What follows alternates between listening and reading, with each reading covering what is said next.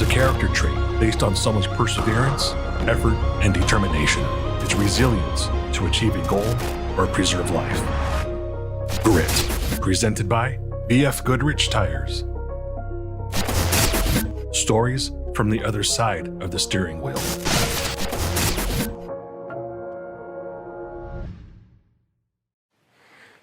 My name is Armando Verdugo. I'm the Director of Sales for Artec Industries. I'm also the founder and operating officer for here Offroad.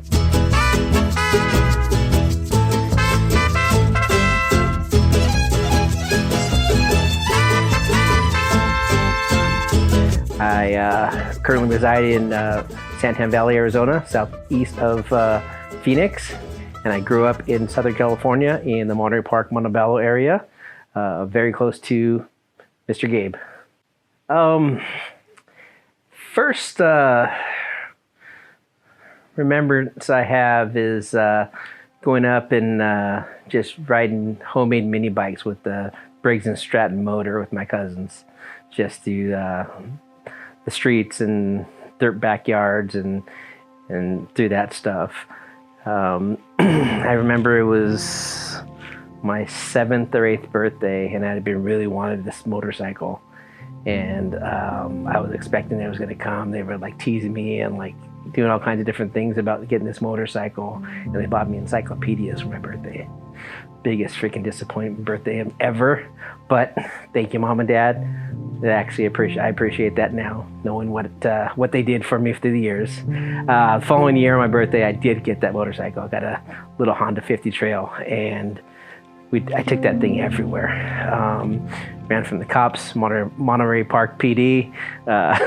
We playing up and down the street. Someone called the cops. Cops came in, ditched it into one of the neighbors' garages, walked out and hung on his back porch until they left, and then walked home. But taking it up to Zusa Canyon, out in the hills of Corona, before any of that area in Corona was even anything. My uncle and my aunt lived out there, and just was allowed to just go do what I wanted to do with it. It was pretty cool. It was freedom. It was adventure. It was pain when I fell off of it, but it was all good. As far as avoiding gangs and growing up in an atmosphere where I grew up, it didn't really happen where I was pushed into that. My parents were kind of separated out. They kind of had their own thing, their own agenda, and it wasn't something that I was going to be in. Probably my earliest memories of that neighborhood was on our street. There was a kid that lived about 10 houses up, and his name was Artie. And we'd hung out together, and we played and did all this stuff, typical kid stuff, playing with Hot Wheels and whatever. And then about 8 or 9, Artie just never came around again, and it was kind of weird. And I didn't understand it, and my parents had to explain to me, well, Artie's family that's a drug and gang house, and he's getting jumped into this gang, and this is part of his life, is getting to this gang, and that was kind of what was like, well, you don't do that. So more along the lines, we grew up in Monterey Park, so you had half and half, so we kind of stuck on our half and didn't really have that much affiliation where I would be pushed into that. I played baseball and sports and stuff like that, so that kind of kept me occupied and kept me into different things. But growing up, it was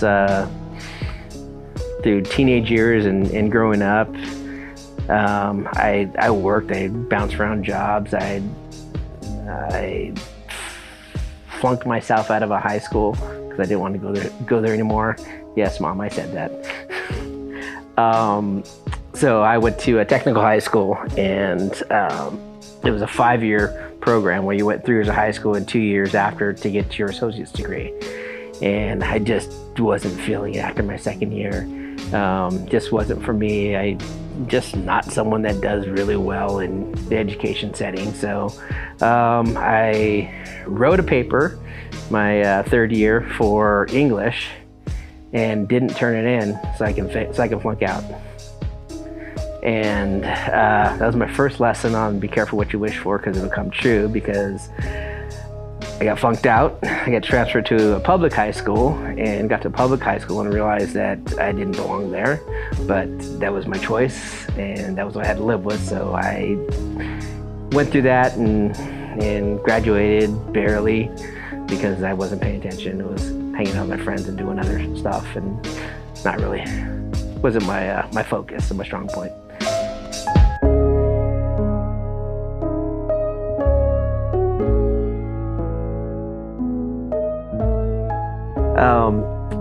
So health-wise, in 2018, early in the year, I was having some odd pain in my left side, and I went to my primary care physician, and I go to the doctor regularly. My wife insists on it. Thank you, honey. And I have a very good relationship with my primary care physician. He's a younger guy, and we just joke most of the time I'm in there, but it's always serious. But it also comforts me to know that he's a guy like me. So he was like, we exhausted everything that he could figure out. So he's like, let's send you to a urologist. So I go to a urologist, and they do a bunch of tests, whatever. And they can't find the root of this, but what we uncover is that my PSA levels are a little weird, and then we do a biopsy and we find out that I actually do have prostate cancer. So August of 2018, I do this, and the urologist kind of strings me along, and we know it's there, but there's no answers. There's nothing other than just we're in limbo for the longest time. He wouldn't call back, and it was just terrible. So we started looking at second opinions, and my wife freaked out a little bit. She's the worrier in the family. I'm kind of the even kill. Whatever happens, just put the smile on my face, and the smile will always be on my face, and I will keep going. And so I didn't have external stress about it, but I internalized it all. So we found an option, and I went to MD Anderson Cancer Center in Mesa, Arizona, and met with an oncologist there. And after our meeting with him, it was basically, the idea was, okay, you're just going to go to the surgery, just get the prostate removed, do the recovery, go on with life, and we'll figure out what has to happen after there. But there's side effects, of course, with that surgery, just because of where it's at and what they're taking out and what they're affecting. So my oncologist asked, would you be interested in a research program, because you're almost the ideal candidate for this? So we talked to the research team, and the program was immunology. Basically, they take your blood like a dialysis. So they poke you with a needle in one arm and the other, and it goes through a machine, and they pop out, and they get your blood cells and your plasma out. They take that bag and they send it to the company that's sponsoring this research program. They reformulate and basically militarize your cells in your plasma, and then they go back 3 days later and they put it back into your body, and that's retraining your body to fight the prostate cancer. So I'm dealing with that. This is year 2 now. I think, yeah, by the time we get everything in this, we're in year 2 of testing and going through everything. So I did 3 rounds of this immunotherapy, and that was it. So the process of this, I'm very lucky, was very easy. It was 3 events to extract the blood, and 3 events to put the blood back in. So it was like 6 weeks or 5 weeks that this happened. And I chose not to do any seeding or chemo or the operation to forego this. And so the research is that you get the prostate cancer to stick within your prostate. And if it stays in your prostate and you keep your numbers low, then it's not going to try to spread it. It's not going to take over your body, and you can live with this. So right now, most men have two options: surgery or some sort of poison, radiation, chemo, whatever you want to call it, is poison. So this would, with this research, if this works out the way it's supposed to be, you now have a third option. So it was something that I was really felt strongly about doing. Most of my friends in the off-road side are a little younger than me, so I'm thinking of them being in the next 10, 15, 20 years coming up, and if I can help them, my brother, so just cousins, family, everything, his friends, everything. So it was a way for me to look at that and go, all right, this is something that can help everybody if this works exactly like it's supposed to. So I agreed on it, and it's been a couple years, and it's good. And luckily for me, as soon as I'm done with this trip, I got to rush home after sheriff's, and I get to go meet my oncologist on Wednesday the 8th. So I have a timeline to be home now. So, but numbers have been great. My research team, my oncologist, everything has just been incredible. I couldn't ask for an easier and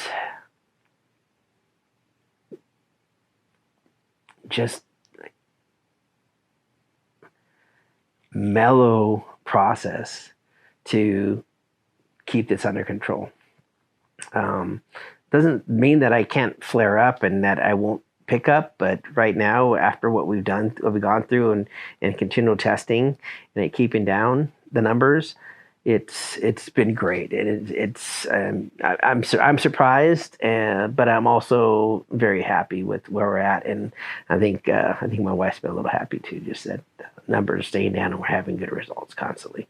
So I got to give it up to MD Anderson and their team and keeping me where I'm at. A lot of you may not know, but I am the founder of Here Off-Road, and this is my passion. This is my love. And to be out here at the Patriot Call this year, 2018, is an incredible thing. I've never seen this lot packed with so many people out for the Patriot Call. So this is the biggest we've ever seen it. It's going to be a great day.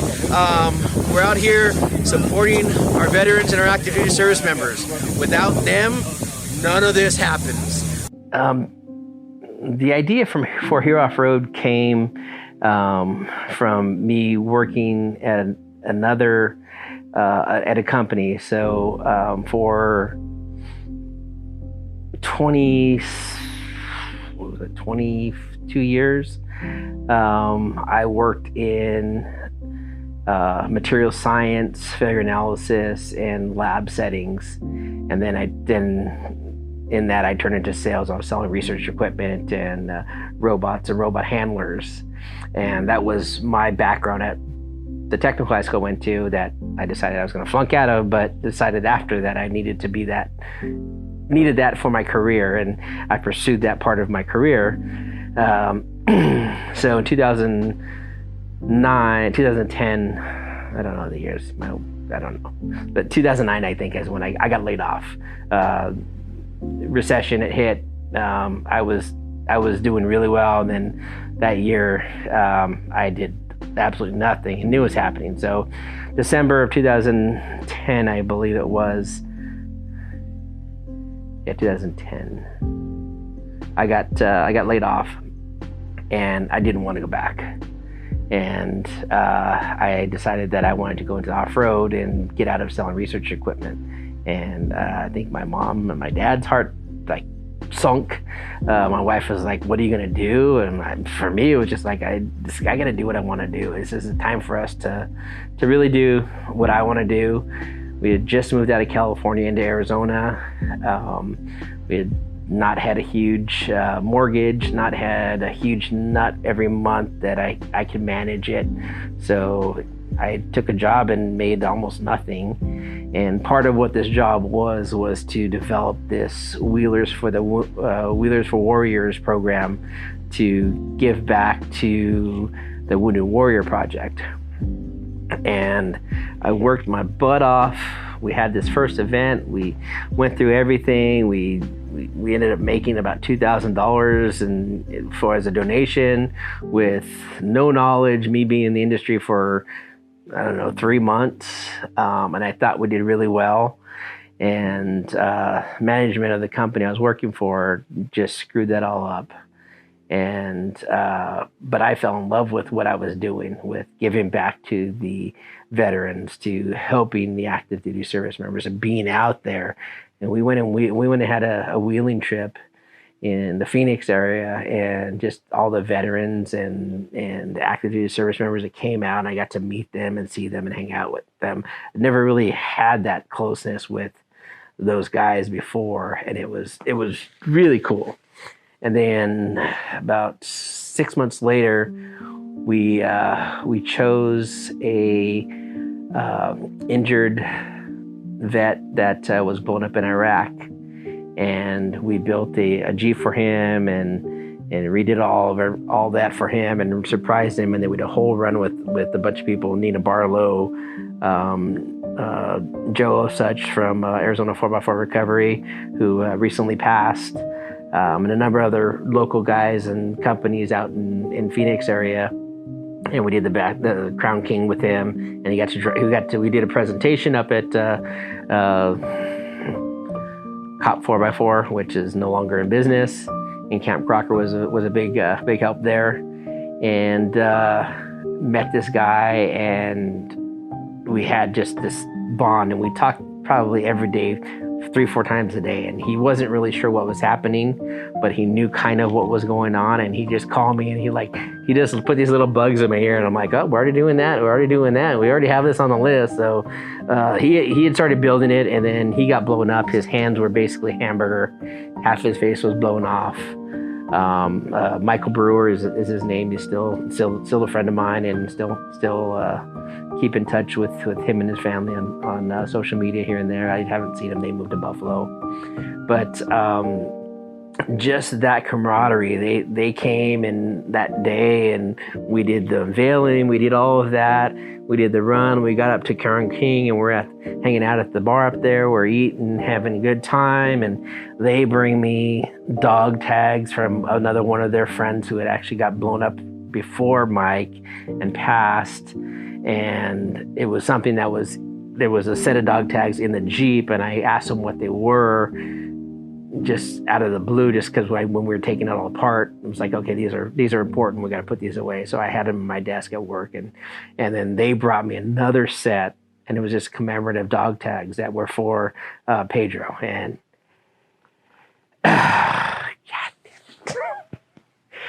you're gonna get me here. So it just got me. It felt good. It felt right. And then stuff just went to crap with that organization and the management of the company and how they're handling things. And I just had to be done. I had reserved a booth at King of the Hammers, got other people to come in and pay for portions of the booth, and got Hammer King to allow us to split this booth up and do this. Management was supposed to put all the paperwork in for the BLM and get our permits and everything, and they didn't do it in time. And they were like, oh, when we get there, we'll just take care of it. Well, we get there, and they're like, you guys got to leave. And I had all these people that were relying on me to have booth space, and we couldn't be there, and we couldn't do what we were supposed to be doing. And all these people had donated to be part of this, and it was all supposed to be going to a good cause. And I lost my shit on the riverbed, on the lake bed out there at King of the Hammers that year. And let's just say I quit on the lake bed, and that was the weirdest ride home ever, because he was my ride. So I quit, And basically I asked if I can take it over, and they were like, no, you're done. So I was like, all right, fine, I'm gonna do my own. So I looked into what I had to do, and I created a nonprofit organization in the state of Arizona. We registered. We were able to do some stuff locally. Start build. So I just kept little, and finally was able to apply for the 501c3 and have the money to do that. Basically, my wife and I funded Hero for the first 2 years. It made no money. We gave and we did stuff, but we made no money. And it was just something I had a passion for, something that I still, to this day, it just gets me when we're doing the things that we do and we're reaching the goals that we want to reach for Hero. It's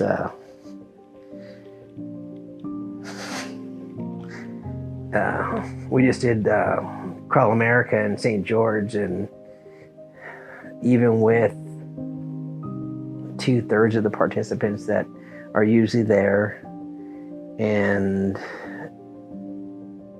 small groups, small crowds, small everything, we still knocked over last year. And last year was like a big surprise.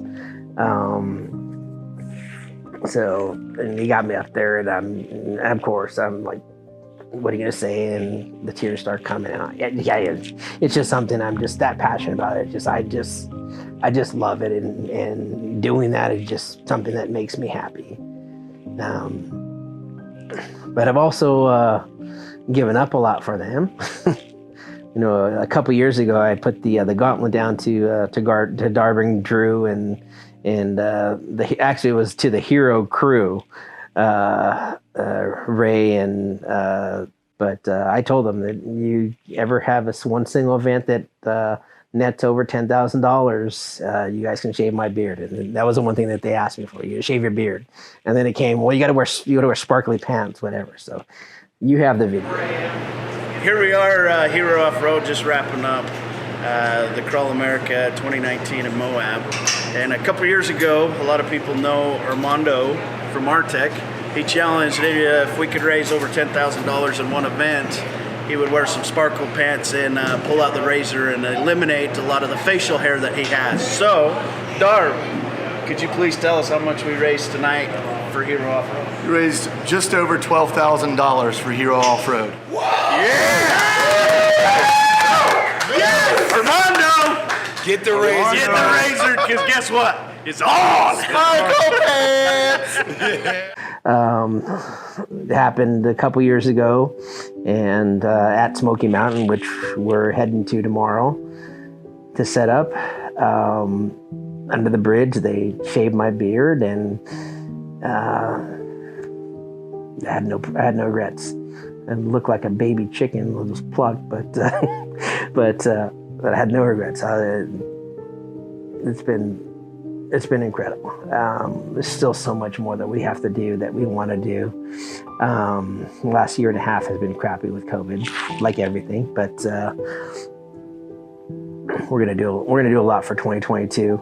We're gonna get those helmets back in, get the racers back in, get those guys back in cars, guys and girls. I say guys as a gender neutral term, so don't say it can't be girls. It can be girls too, ladies, whatever you want to call them. But we want to get those veterans and active duty service members back in those cars. Do that again. Roland McGee, his Ultra 4 car a few years ago, we did 6-8 races in the year, and everyone was just a hit. They get a custom embroidered race suit with their name on it. They got a helmet with all embroidered logos and stuff like that. If you go to the Hero Off-Road Facebook page, you'll see the main banner is one of those helmets. So we just want to do more of that. And our first adventure was the Baja 500. We sent a guy down with Brendan Walsh and his Toyota team, and they went down to Mexico. He got to live in their condo, hang out with them.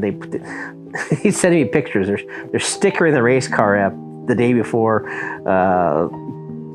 the race or something, and a new fiberglass, and they're sticking up. And I'm like, dude, they're like making you be a slave. He's like, dude, it's the best day of my freaking life. That would be Dan Cole. Dan Cole's still out there, still serving our country, and still doing some of his own podcasts and some fun stuff out there. But it was one of those things where I was able to hand him something and let him do something, and it changes people.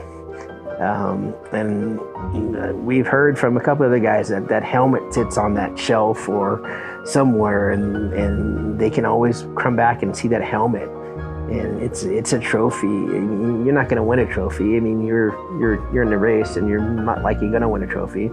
Although I believe someone might have won a trophy on one of the dirt rat races. I think it might have been Gabe. I have to remember that. I have to figure that. But it's not the trophy that you're after. It's the time. It's that someone cared. It's that I didn't want those guys to go out and think that they're alone. They come back, and we create this machine, and then they come back and they don't ever really get trained on how to be a person after that. And sometimes it's just the little things that can trigger them to keep their head in it. I mean, you have too many veteran suicides per day right now. And just give them something that maybe they can think about when they get to that dark hole that will stop them. That's all I can hope for.